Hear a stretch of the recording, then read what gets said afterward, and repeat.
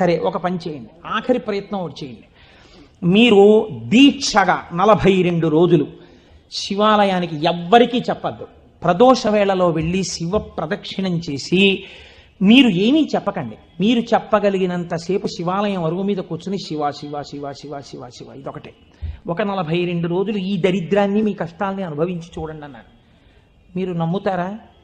ఆ వ్యక్తి నా దగ్గరికి వచ్చి నా జీవితంలో ఆశించని రీతిలో నా జీవితానికి ఒక కొత్త మలుపు తిరిగిందండి, నేను వరంగల్ వెళ్ళిపోతున్నాను, నేను సెటిల్ అయిపోతున్నానని చెప్పాడు.